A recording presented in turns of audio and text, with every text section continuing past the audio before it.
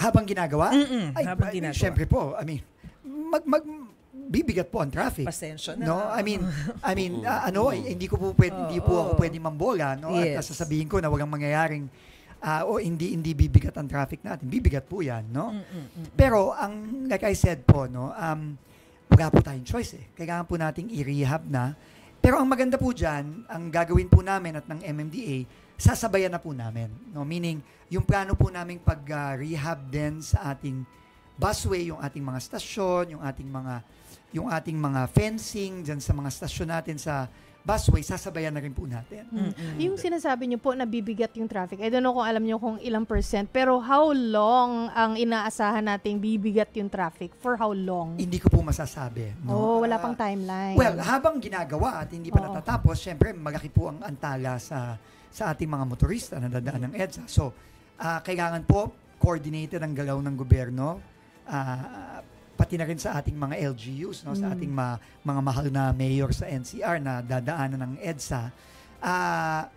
Yung traffic management natin kailangan maayos.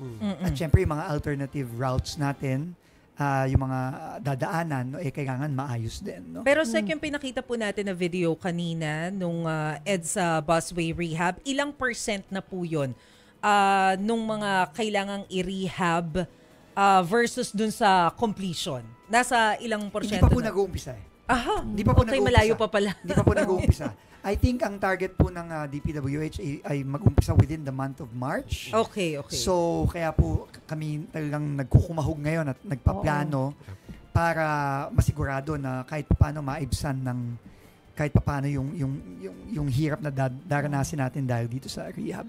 At the same time, I think very importantly, yung impormasyon, no? Kailangan po pagka-set na po yung plano, kailangan po maipresenta sa ating mga kababayan, lalo na yung mga motorista nating araw-araw na dumadaan sa EDSA, pati na rin yung ating mga commuters na dumadaan sa MRT, ginagamit ang MRT, ginagamit ang busway. Kailangan maintindihan po nila kung ano ang mangyayari, ano ang mga gagawing mga alternative na rota, at kung ano ang mga i-expect nila kapag nagsimula na itong malakihang rehabilitasyon ng EDSA.